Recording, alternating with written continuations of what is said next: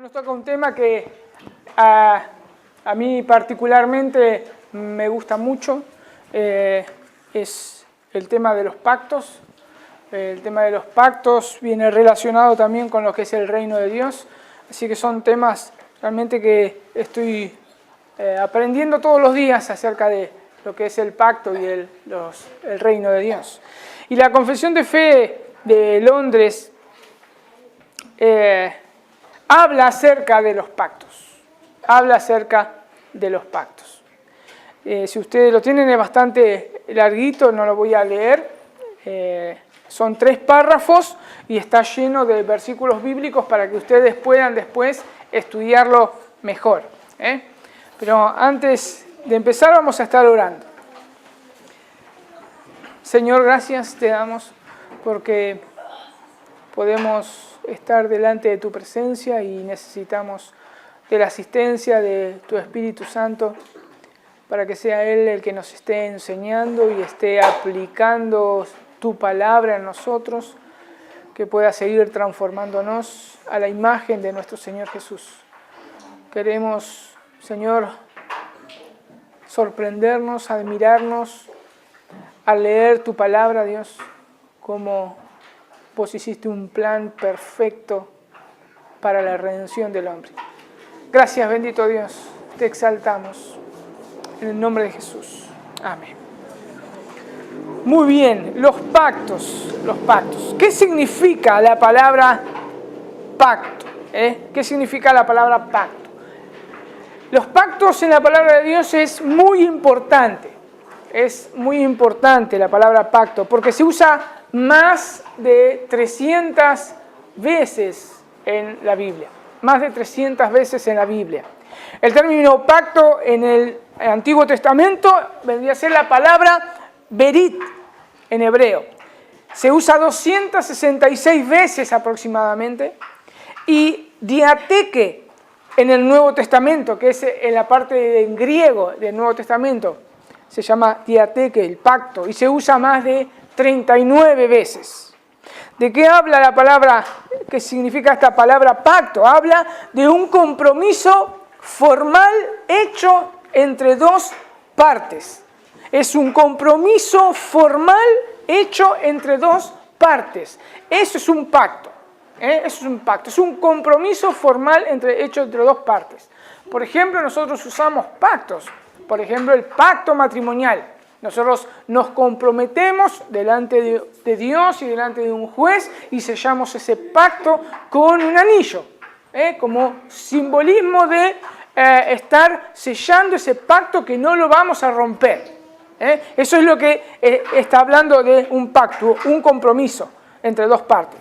Los pactos tienen en su corazón un juramento hecho, ya sea por una o ambas personas. Todo pacto nosotros lo vamos a encontrar siempre en las Escrituras con un juramento. Cuando se hacía un pacto se juraba. Se juraban, las 2 personas juraban o una sola. Cuando ocurría un compromiso, un pacto, el término que se utilizaba cuando se llevaba a cabo era cortar o cortando un pacto.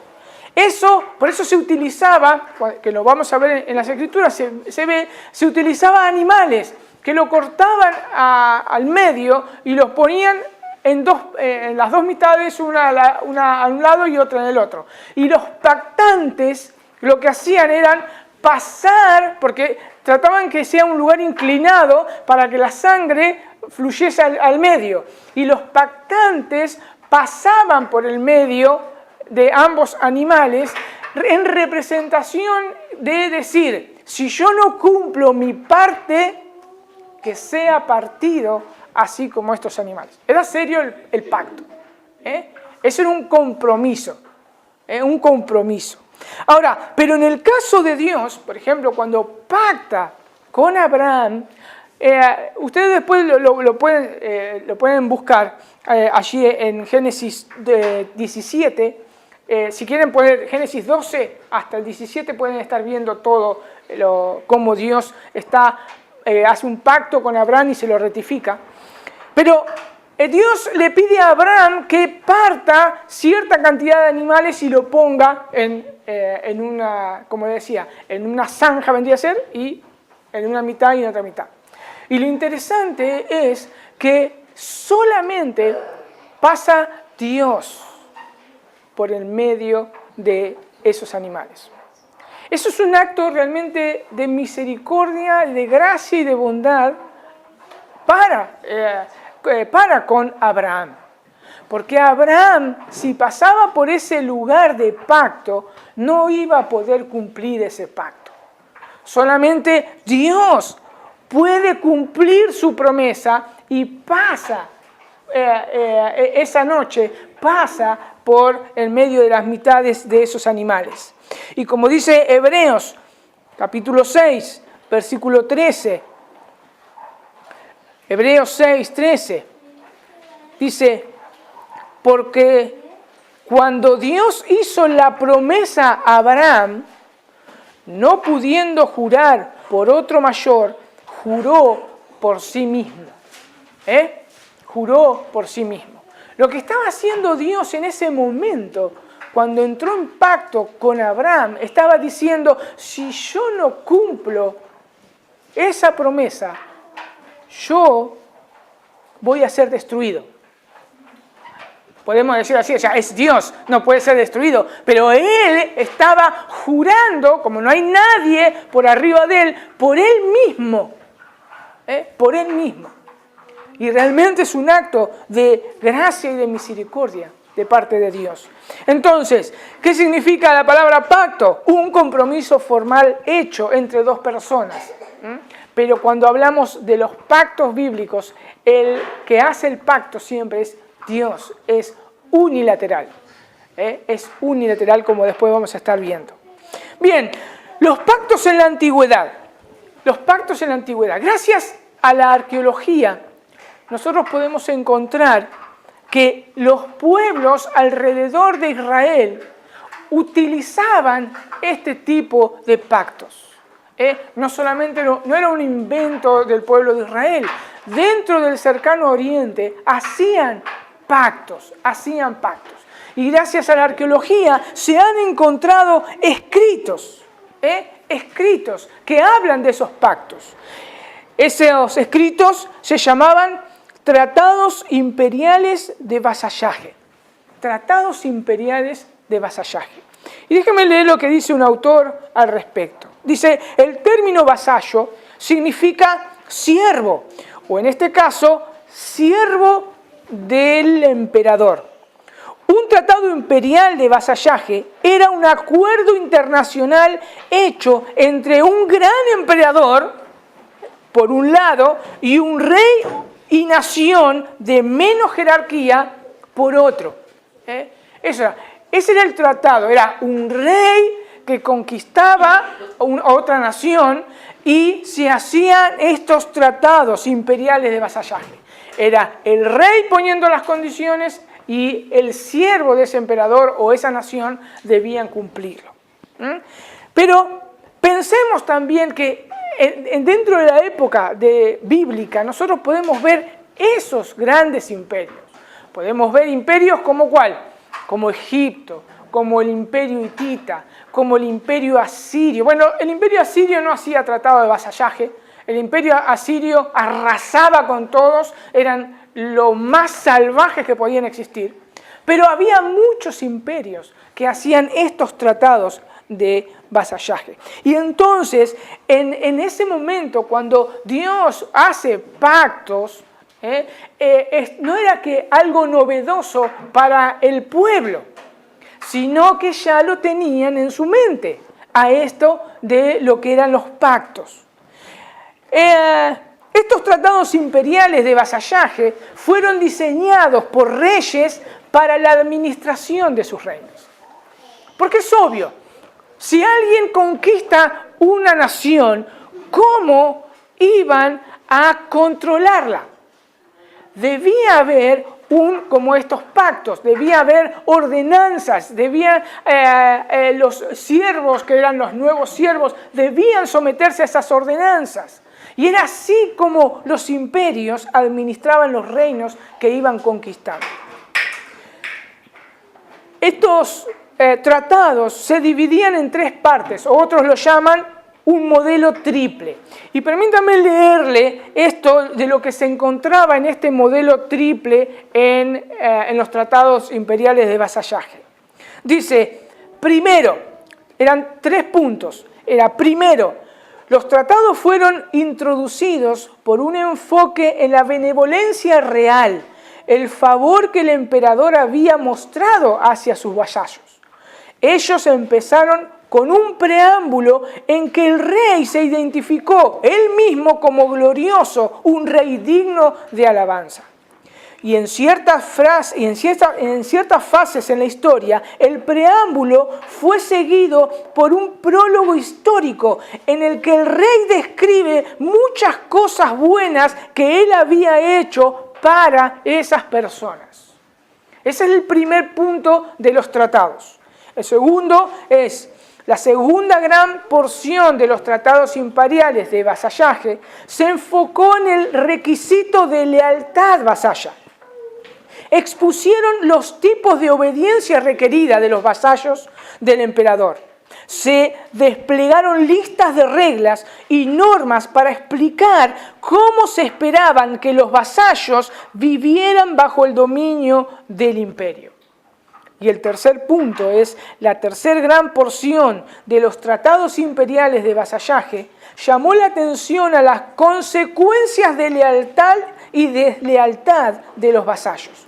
Se les prometieron grandes bendiciones o premios a los siervos fieles, pero a los siervos infieles se les amenazó con maldiciones o diversos castigos de parte de su emperador. Entonces, estos hombres, cuando recibían los pactos o cuando entraron en pacto también el pueblo de Israel con Dios, entendían estos términos. No era algo nuevo. Por eso, gracias a Dios, nosotros hoy tenemos la arqueología y podemos hacer uso de ellas para entender estas cosas que nosotros ya no utilizamos, lo que son los pactos. Y esta estructura se puede encontrar realmente en el pacto con Moisés. Ahí podemos ver bien exactamente esa estructura. Entonces, esta estructura de los tratados imperiales de vasallajes eran 3 partes. La presentación de la benevolencia del rey, el requisito de lealtad vasalla y las consecuencias de la lealtad y deslealtad. Veamos ahí Éxodo 19, versículo 4 al versículo 6. Ahí vamos a estar viendo cómo Dios va a entrar en pacto con el pueblo de Israel. Dios llama a Moisés y le dice lo siguiente. Éxodo 19, 4 en adelante. Vosotros habéis visto lo que he hecho a los egipcios y cómo os he tomado sobre alas de águila y os he traído a mí. Ahora pues, si en verdad escucháis mi voz y guardáis mi pacto, seréis mi especial tesoro entre todos los pueblos, porque mía es toda la tierra. Y vosotros seréis para mí un reino de sacerdotes, una nación santa. Estas son las palabras que dirás a los hijos de Israel. En primer lugar, nosotros podemos ver la presentación de la benevolencia del rey. Fíjense en el versículo 4. Vosotros habéis visto. Y este rey majestuoso se está presentando al pueblo de Israel, presentándole a ellos y diciéndole, ¿vieron lo que hice? ¿Cómo los saqué de la tierra de Egipto? Por mi gran misericordia, por mi gran amor. O sea, este rey se estaba presentando glorioso ante ese pueblo que iba a establecer un pacto con ellos. Vosotros habéis visto. Y hace toda la explicación. Después vamos a ver el requisito de la lealtad. El requisito de la lealtad. Fíjense el versículo 5. Yo lo tengo en la Biblia de las Américas. Es ahora pues. Le dice, ahora pues. tenemos la presentación, vieron ustedes lo que dice, vieron. Ahora están pidiendo, va a empezar a pedir la lealtad a este pueblo. Ahora pues, si en verdad escucháis mi voz y guardad mi pacto, seréis mi especial tesoro entre todos los pueblos, porque mía es toda la tierra. Y las consecuencias de lealtad y deslealtad también se ven en el versículo 5 y 6, con las palabras que dice, cuando ellos escucharon la voz, no, seréis mi especial tesoro entre todos los pueblos, porque mía es la tierra, y vosotros seréis para mí un pueblo, un reino de sacerdotes, etcétera, etcétera. Ahí vemos las consecuencias de lealtad y deslealtad. Ustedes me van a decir, ¿y dónde está qué consecuencia va a tener la deslealtad? Porque no está acá, pero implícitamente está en el versículo. Porque si ellos no cumplían esa lealtad, no iban a ser un reino de sacerdotes ni una nación santa y no iba a ser el pueblo de Dios. Ahí se está hablando entonces las tres partes del pacto, de este pacto. Cómo Dios utilizaba lo que ellos estaban entendiendo en ese momento y hace un pacto con el pueblo de Israel. Entonces, ahora sí tenemos que recordar que el pacto de Moisés no está basado en las obras. Recordemos que nosotros podemos ver en todo lo que es Éxodo cómo Dios saca al pueblo de Israel de Egipto por pura gracia y pura misericordia. Los escoge de pura gracia y pura misericordia y los lleva al desierto para ser su pueblo santo. Pero está puesto así todo, hay un pedido de Dios de lealtad para recibir esas bendiciones. Pero no era un pacto de obras que ellos podían hacer. Pero sí lo que nosotros tenemos que notar, esas tres partes del pacto. Tampoco podemos desconectar el reino de Dios con los pactos, porque es por los pactos que Dios gobierna su reino. Por eso no lo podemos desconectar. No vamos a estar hablando del reino de Dios en todas las Escrituras, pero como Dios está trayendo un pueblo, formando un pueblo, su reino, Dios establece ese reino y lo gobierna por medio de pactos. Por medio de pactos. Si vemos que hacían exactamente lo mismo los pueblos. ¿Se entendió entonces hasta acá? Entonces, ya sabemos que significa un pacto, que es un compromiso entre dos personas o una persona, y cómo se estructuraba el pacto en el Medio Oriente. Ahora vamos a entrar un poquito en el tema de los pactos. Hay un pacto, y vamos a comenzar con el pacto de gracia. El pacto de gracia. ¿Dónde comenzó ese pacto de gracia? Obviamente que el pacto de gracia comienza en Dios mismo, teniendo misericordia de los seres humanos pecadores. Él extiende su misericordia a la humanidad, pero se reveló de una manera especial en Génesis 3:15. Busquen ahí Génesis 3:15.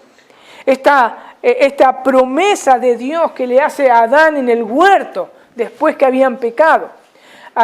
Es ahí donde Dios hizo una declaración de guerra a la serpiente. Una guerra que no iba a tener fin hasta la consumación, que el Hijo de Dios venga y aplaste la cabeza de la serpiente en la cruz del Calvario. Leamos ahí Génesis 3:15. Y pondré enemistad entre tú y la mujer. Le está hablando directamente a la serpiente, ahí Dios.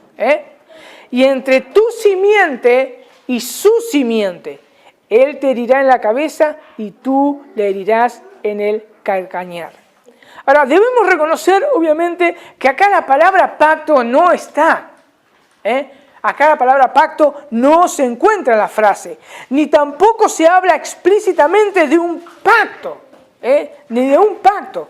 Por la sencilla razón que, como dijimos anteriormente, fue una declaración de guerra a Satanás.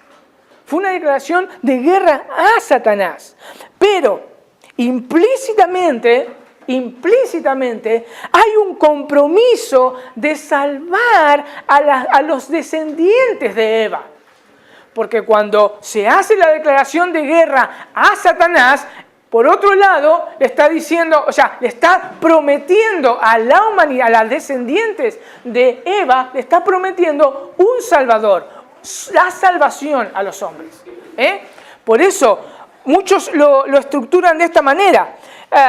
Cuando se encuentra esta declaración explícita, la llaman mucho la proclamación de emancipación. Cuando se le declara la guerra a Satanás, Dios le declara la guerra a Satanás, es la promesa de que el hombre va a ser liberado del pecado, va a ser liberado de las garras de Satanás. Por eso muchos la llaman la proclamación de emancipación. Y de manera implícita es el pacto de gracia. Es el pacto de gracia. Porque realmente Dios extiende su misericordia, despliega su benevolencia a aquel hombre y aquella mujer que le desobedecieron. Y por su gracia Él entra a la escena y le extiende, como decía recién, su misericordia. Pero ¿qué encontramos también con esta declaración de guerra? Obviamente, como dije, es una declaración de guerra, una declaración de guerra. Y hoy nosotros podemos estar viendo esa guerra que hoy continúa. Todos aquellos que fueron liberados del pecado, que fueron trasladados de las tinieblas a la luz admirable por arrepentirse de sus pecados y creer y poner su fe en Jesucristo, todos luchamos con el pecado. Satanás está en contra de la iglesia para quererla hacerla caer.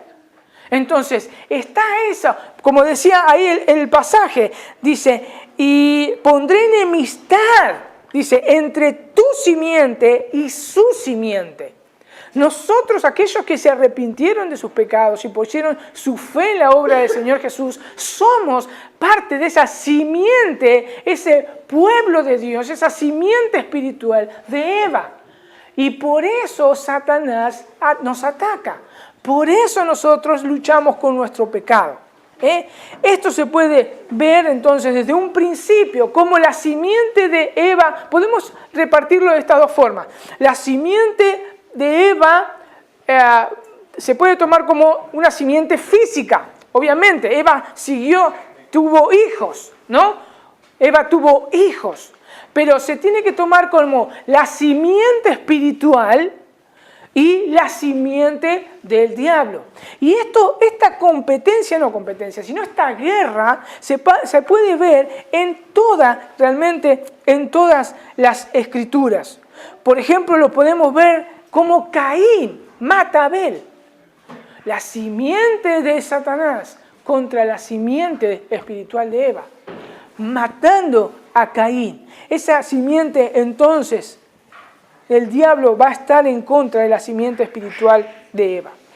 Pero la promesa que Dios hace es que uno de la simiente un día se iba a levantar e iba a aplastar la cabeza de la serpiente.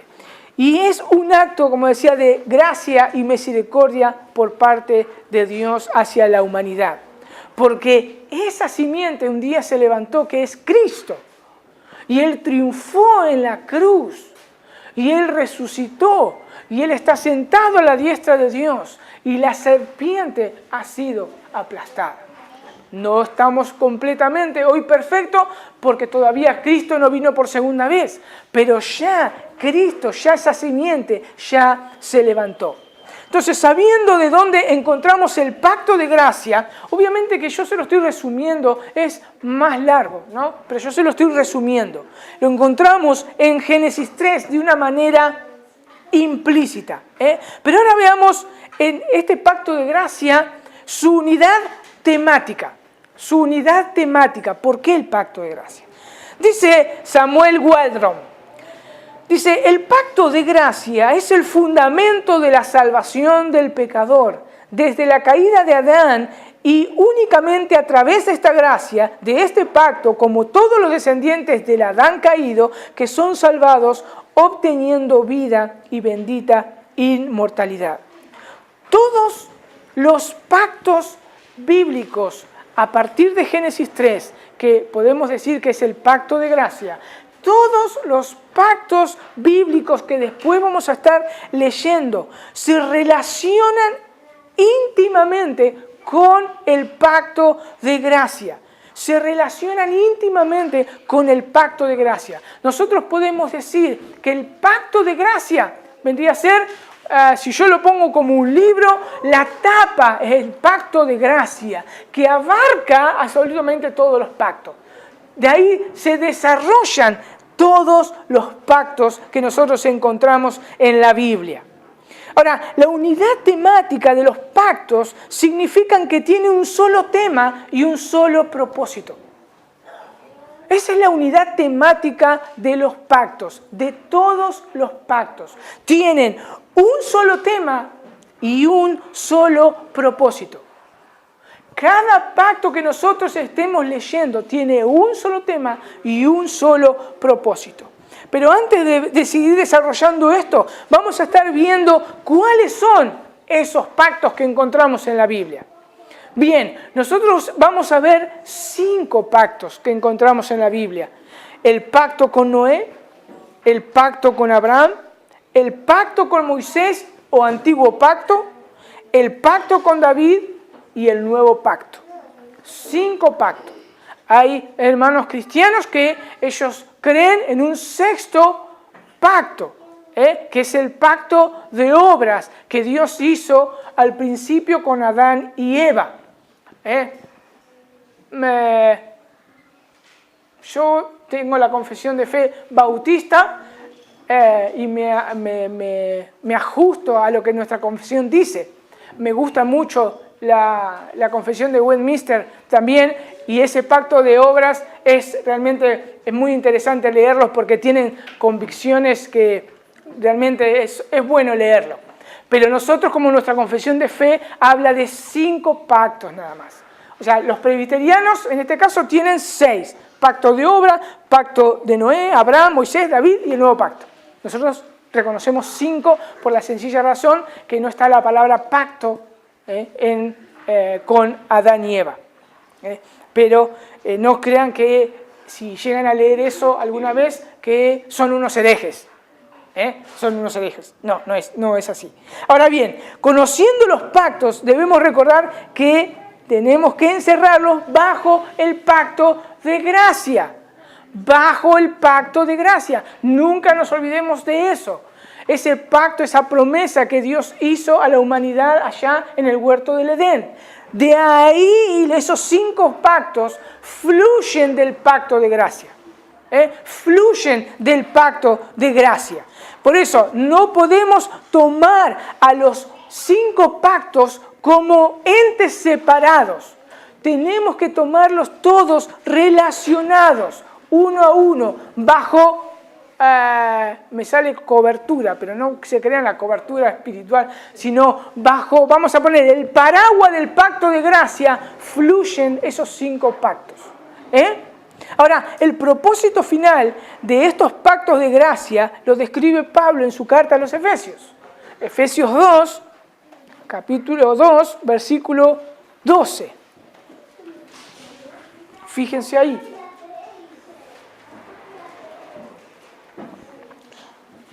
Dice, en aquel tiempo, recordemos que los efesios eran gentiles, no eran del pueblo de Israel, eran gentiles. Dice, en aquel tiempo estabais sin Cristo, alejados de la ciudadanía de Israel, ajenos a los pactos de la promesa, sin esperanza y sin Dios. Observemos que ahí Pablo está hablando de ¿qué cosa? Los pactos, haciendo referencia a todos los pactos. Habla de pactos en forma, ¿cómo se dice? Plural. Muchos pactos. Se ve que había pactos, esos 5. Recuerdan, 5 pactos, en forma plural. Pero observemos que ahí dice la promesa. La promesa. Entonces, ¿se dan cuenta cómo se va esto desarrollando? Son muchos pactos, dentro del pacto de gracia fluyen estos 5 pactos, pero el propósito es uno, la promesa. Entonces, en esos 5 pactos, nosotros vamos a tener que tratar de encontrar esa promesa, la promesa. Si Pablo se está refiriendo entonces a Génesis 3:15, los pactos que consecutivamente siguieron fueron desarrollándose hacia ese final, Cristo, Cristo. Dice un autor, los pactos son señales dadas por Dios, son marcadores que nos indican cómo la historia de la redención progresa y se desarrolla. Yo pongo hasta el final. Progresan y se desarrollan hasta el final. Él sigue, a menudo conllevan obligaciones, así como responsabilidades. Pero el énfasis en estos pactos es la promesa de Dios. La promesa de Dios. Entonces, nosotros a través de los pactos, lo que vemos de una manera progresiva es cómo Dios se iba revelando en cada periodo de la época del pueblo de Israel hasta la consumación del nuevo pacto, que es la promesa, Cristo. Cristo. ¿Se entiende? ¿Hasta acá? Vamos a hacer una cosa. Si no me entienden, hablen ahora o callen para siempre, porque lo que voy a hacer ahora va a ser una pequeña estructura temática de lo que estamos viendo de los 5 pactos y vamos a ver muy rápidamente de Génesis a Apocalipsis. Entonces, si no entendieron algo, ahora pueden decir, no entendí tal cosa, porque tengo que ir rápido. ¿Entienden entonces qué es un pacto? ¿Cómo se entiende? Yo no quiero que se compliquen con el tema, pero es necesario que lo entiendan, que los 5 pactos que hay en la Biblia se desprenden del pacto de gracia, del pacto de gracia, que es la promesa en Génesis y se va desarrollando a través de todo hasta llegar al Nuevo Testamento. ¿Se entiende? ¿No hay ninguna duda? Bien, entonces vamos a ver esta estructura en toda la Biblia. Comienza en Génesis 1 al 2, comienza en Génesis capítulo 1 y capítulo 2. No lo vamos a estar leyendo todo, obviamente, sino vamos a tener que leer toda la Biblia. Pero ahí comienza la creación del hombre a imagen de Dios. Ahí en el huerto estaba la comunión perfecta, el hombre y la mujer en el huerto y podían tener una comunicación perfecta con su Dios. Vivían en perfección. En Génesis 3 podemos ver la caída del hombre, la declaración de guerra que Dios hace a la serpiente en el versículo 15. Y también podemos ver la promesa en el versículo 15. También lo que podemos ver es la redención de la descendencia de Eva, las simientes espirituales. Si ustedes comienzan a leer a partir del capítulo 3 de Génesis, vamos a ver esa guerra consecutiva. Caín matando a Abel. Después así los descendientes de Caín, los hijos de Dios que se juntaban con las hijas de los hombres. Eran los hijos de Dios, los descendientes de Set. Siempre estamos viendo esa batalla entre las simientes.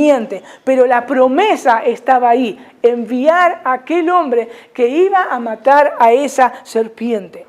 La guerra, como decía recién, continuaba desde Génesis 3 hasta el 6. Caín contra Abel, los hijos de Set, hijos de Dios, los hijos de Caín, la simiente de Satanás. Y llegamos a Génesis 6, 5, en el clímax realmente de la perversión del hombre. ¿Qué dice ahí Génesis 6:5? Vayamos un cachito ahí a Génesis 6:5. Dice, y vio Jehová que la maldad de los hombres era mucha en la tierra, y que todo designio del pensamiento del corazón de ellos era solamente el mal. Entonces, podemos ver cómo tanto en el capítulo 3 hasta el capítulo 6, esa guerra que hay continua entre la simiente espiritual de Eva y la simiente de Satanás.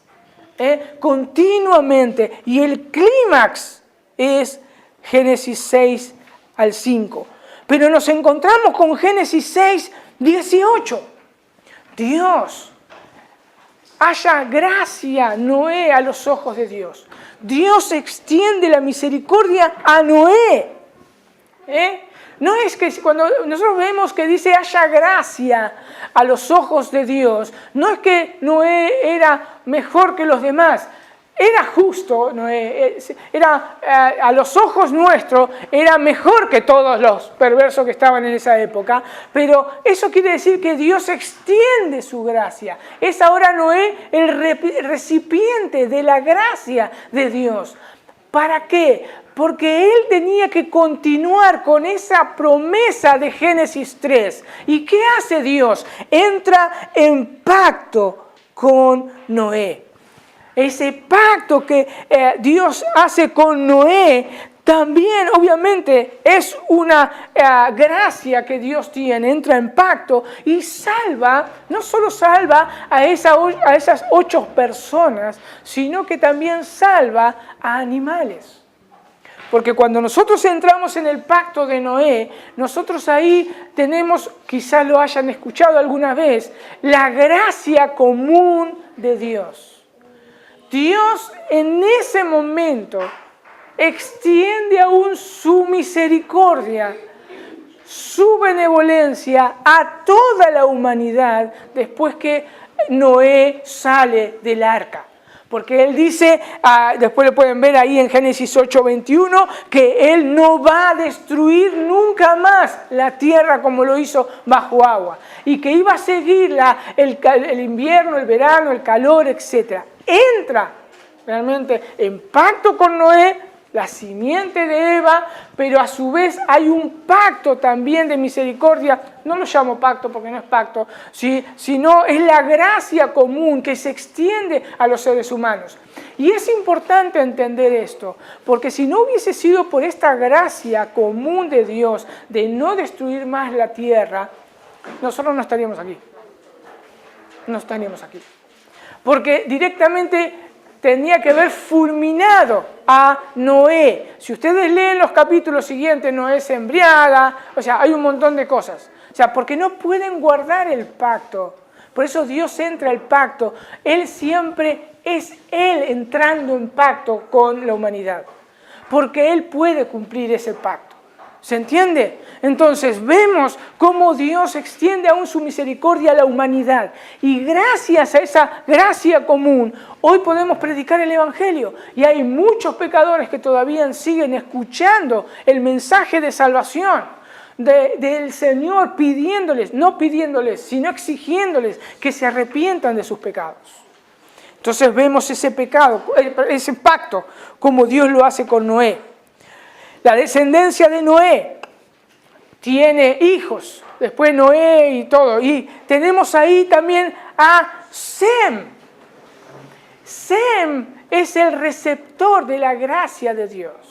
No ni Cam ni Jafet. Está bien, ¿no? Solamente Sem es el recipiente de la gracia de Dios. Dios nuevamente elige a Sem y a través de Sem sigue y va a correr la promesa hecha en Génesis 3. Entonces, como vemos cómo Dios extiende esa gracia realmente y esa misericordia que tiene Dios hoy a toda la humanidad. Pero también vemos cómo esa promesa, Dios la va cuidando. Dios la va cuidando a lo largo de la historia y entra en pacto con hombres. Después tenemos otra degeneración, la Torre de Babel. Continúa la guerra entre la simiente de Satanás y la simiente de Eva. Génesis 11, después lo leen. Obviamente, ahí está la evidencia nuevamente del corazón del hombre. Por eso es Dios siempre entrando en pacto y sosteniendo ese pacto. Porque el hombre tiene un corazón perverso. Tiene un corazón perverso. Después de la torre de Babel, entra el pacto con Abraham. Abraham, ahí si después ustedes leen Génesis 11:26, es un descendiente de Sem. Un descendiente de Sem. Dios cuidando la promesa. Huerto, Noé. Después vimos que es Sem. Ahora un descendiente de Sem. Abraham. Abraham también halla gracia delante de los ojos de Dios. Génesis 12:1. Dios le promete a Abraham. ¿Qué le promete a Abraham? ¿Se acuerdan qué le promete? Descendencia. ¿Qué más? Tierra y bendición. Tierra, descendencia y bendición. Eso lo pueden ver en Génesis 12 del 2 al 3. Eso es lo que le promete. Pero también dentro de esas descendencias o multitud o gran nación, como se va desarrollando, rectificando Dios el pacto a Abraham, va ampliando, mira la arena, mira las estrellas, mira la multitud que iba a tener de descendientes. Pero habla también de la simiente que te traerá bendición a las naciones. Y eso está en Génesis 22:18. Habla de la simiente. Lo que cuando nosotros, ¿cómo entendemos eso? Tenemos que ir a la carta de Pablo, por ejemplo. Pablo en Gálatas habla de la simiente. Cristo, la simiente. Ahora, los recipientes de la promesa de esta gracia. Fíjense que nuevamente Dios escogiendo para entrar en pacto. Abraham, descendiente de Set. Pero ¿qué pasa con Abraham? ¿Cuántos hijos tiene Abraham? 2 hijos tiene con Abraham. Tiene con Abraham, no. Abraham tiene 2, con Agar y con Sara. Entonces, Ismael y Isaac. 2 hijos tiene. Pero Dios entra en pacto con Isaac, no con Ismael. Con Isaac. Porque él le había dicho, de ahí va a venir la promesa. De ahí va a venir. Isaac es la promesa. Después tenemos el mismo caso. Isaac, ¿cuántos hijos tiene? ¿Quiénes son? Exacto. Génesis 25, 23, Malaquías, bueno, después ahí también habla de Malaquías 2, 3, después ahora lo voy a explicar, y Romanos 9, 13. Jacob, ¿a quién elige Dios? A Jacob. Dios elige por gracia y misericordia, porque Él quiere elegir a Jacob para que sea el recipiente de esa gracia, para que a partir de ahí salga esa promesa de Génesis 3. Y entonces entra en pacto, o mejor dicho, ratifica el pacto de Abraham, lo ratifica a Isaac y lo ratifica a Jacob, que después viene a llamarse ¿cómo? Israel. Jacob es Israel. Entonces, es a través de Isaac, Jacob, que Dios ratifica el pacto. Lo pueden ver en Génesis 26. Después yo puedo dejar acá todos los pasajes bíblicos, hay varios. Pero después que vemos a la luz de todo esto Génesis, ¿qué otra cosa pasa? Realmente es algo catastrófico para una persona. Entra en acción ahí un personaje.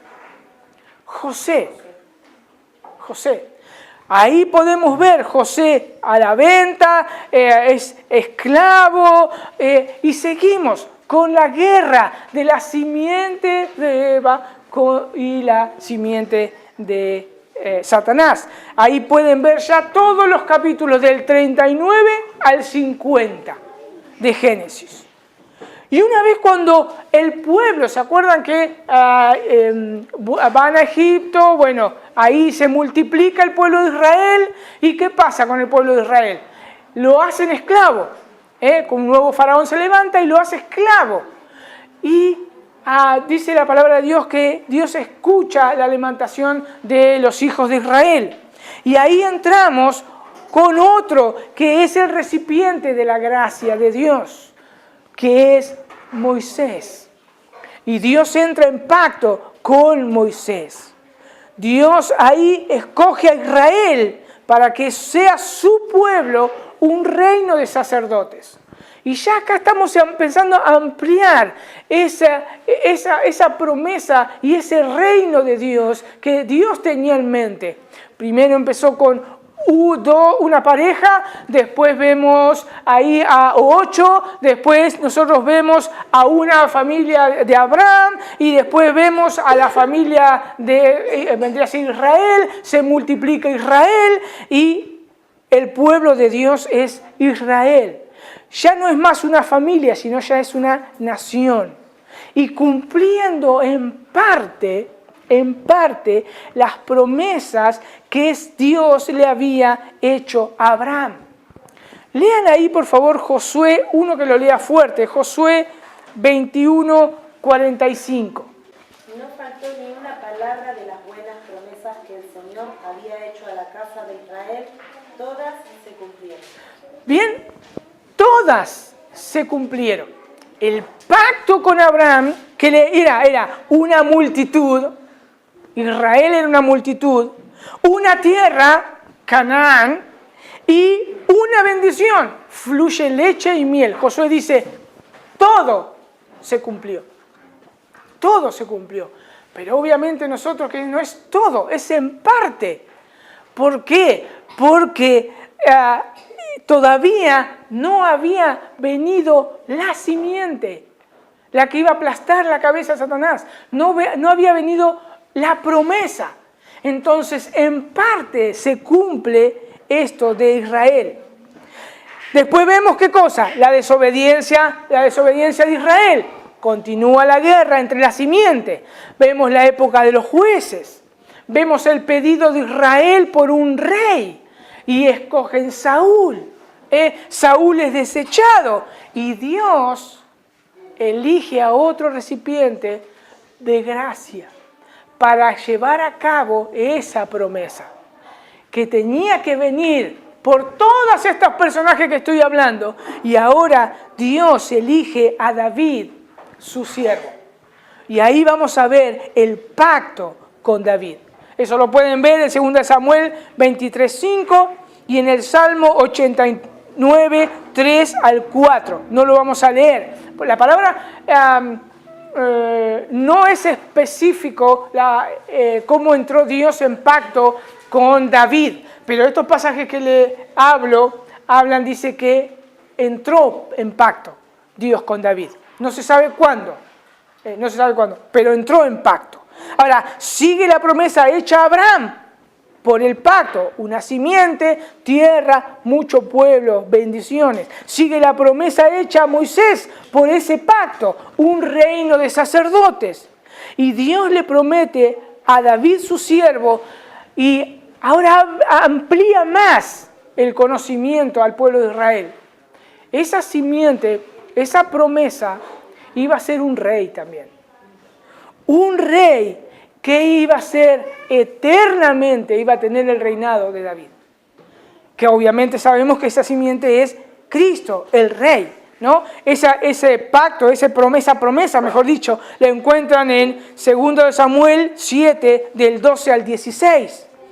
Ahí ustedes van a ver que está hablando de su hijo Salomón, pero en realidad está hablando de Salomón, pero a su vez está hablando de Cristo, de ese rey que se iba a sentar en el trono de David.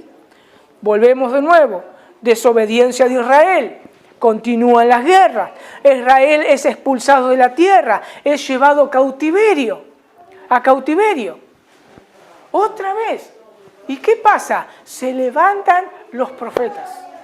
se levantan los profetas. Y los profetas comenzaron a recordar que debían volver al pacto, a guardar la ley. Le decían que debían circuncidar su corazón. Fíjense que ahora Dios está ampliando ahora más el conocimiento. Porque cuando Dios entró en pacto con Abraham, para sellar ese pacto, dijo, debían circuncidar el prepucio al 8º día.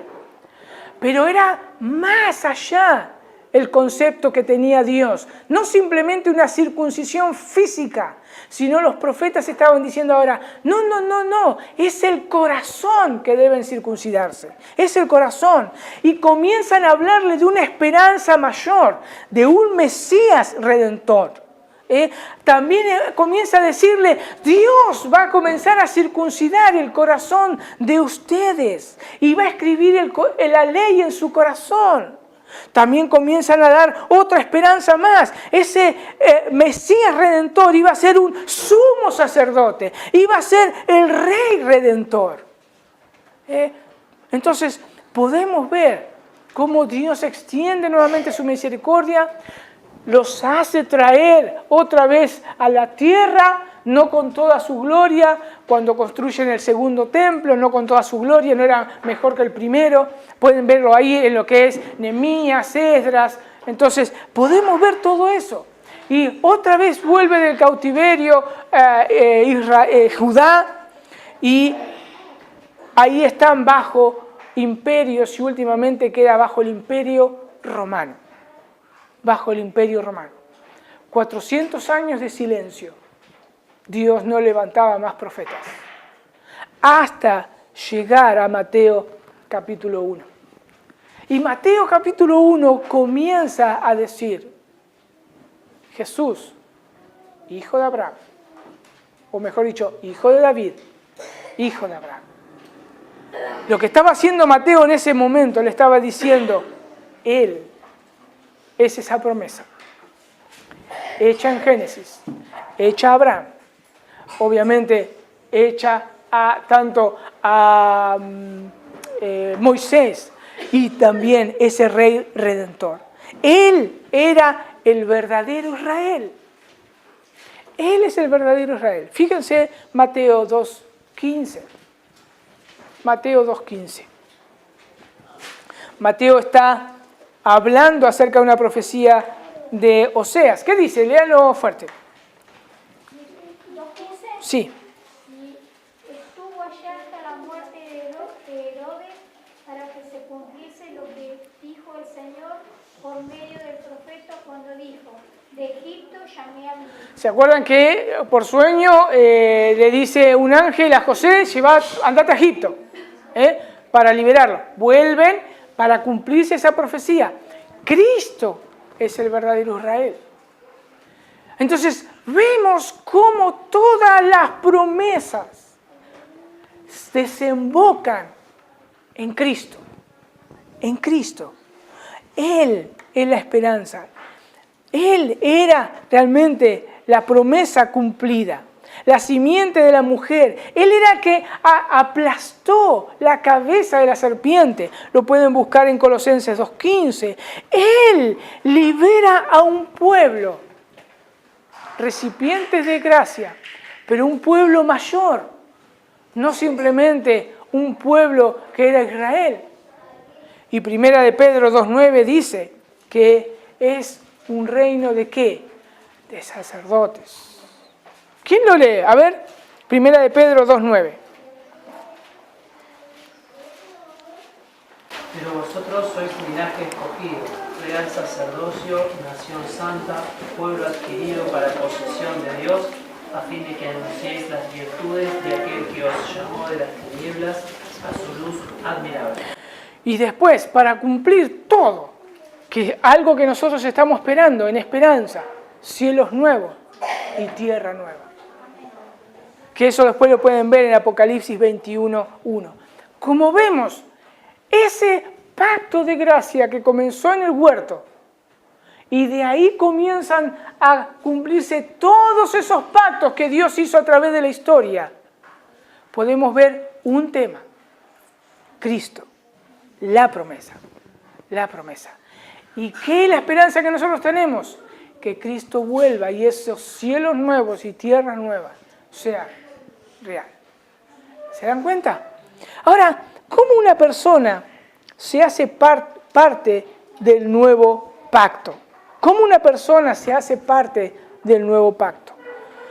Gracias al pacto de gracia, obviamente, Dios sigue extendiendo su misericordia y llamando personas al arrepentimiento. Les voy a leer algunos pasajes para que vean cómo Dios extiende su misericordia a aquellos que no pertenecen al nuevo pacto. Isaías 45, 22 dice: miradme a mí y sed salvos, todos los términos de la tierra, porque yo soy Dios y no hay más. Ezequiel 33, 11, 18 dice: diles, vivo yo, dice Jehová el Señor, que no quiero la muerte del impío, sino que se vuelva el impío de sus caminos y que viva. Volveos de vuestros malos caminos. ¿Por qué moriréis, oh casa de Israel? Cuando el justo se apartare de su justicia e hiciere iniquidad, morirá por ello. Dios llamando a las personas.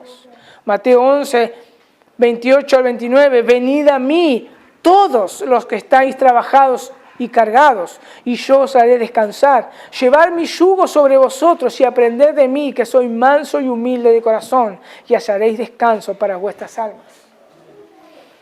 Juan 5, 24, de cierto os digo, el que oye mi palabra y cree al que me envió, tiene vida eterna y no vendrá condenación, mas ha pasado de muerte a vida. Juan 6, 35, 37, Jesús le dijo: yo soy el pan de vida, y el que a mí viene nunca tendrá hambre, y el que en mí cree no tendrá sed jamás. Todo lo que el Padre me da vendrá a mí, y el que a mí viene no le echo fuera. Y Hechos 2, 38 al 40, Pedro les dijo: arrepentíos y bautícese cada uno de vosotros en el nombre de Jesucristo para perdón de pecados. Y recibiréis el don del Espíritu Santo, porque para vosotros es la promesa. Para vosotros es la promesa, y para vuestros hijos, y para todos los que están lejos, para cuanto el Señor nuestro Dios llamare, y con otras muchas palabras testificaba. Ese mismo Dios, Rey, soberano, que creó absolutamente todo, desde Génesis 3, extiende su misericordia cada día. Cada día. Ese único Dios cumplió su promesa enviando al Señor Jesús.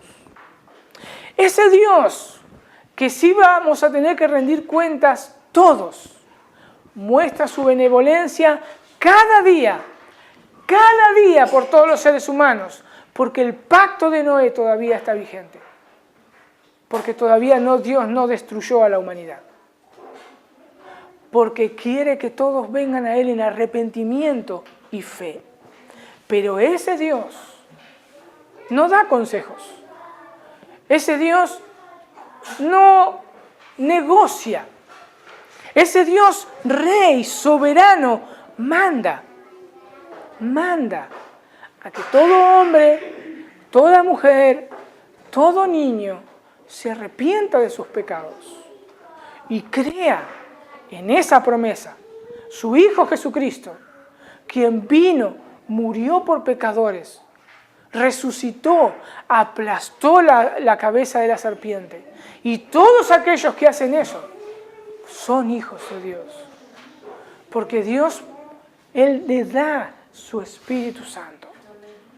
Qué grande es nuestro Señor, qué grande y misericordioso es. Entonces así nosotros podemos ver y entender una Biblia que no está desconectada a un libro del otro. Dios cumplió su promesa. Dios cumplió su promesa. ¿Y saben qué? Tenemos esperanza. Dios cumplirá su promesa. Él vendrá por segunda vez y reinaremos por Él, ahora sí por la eternidad. Pero lo último que nos queda es: arrepiéntanse a aquellos que todavía no pertenecen al nuevo pacto. Vamos a orar. Señor, gracias, porque nos maravilla leer tu palabra. Es maravilloso, Dios, cómo tú fuiste desarrollando esa redención que es en Cristo Jesús. Solamente podemos adorarte, exaltarte y maravillarnos en tu sabiduría, en tu conocimiento. Gracias, bendito Dios, por tener tanta misericordia con nosotros. Gracias por abrirnos los ojos. Gracias, Dios, por guiarnos al arrepentimiento. Señor, haz lo mismo con muchos que escuchan este mensaje. Te alabamos, Dios. Te adoramos. En el nombre de Jesús. Amén.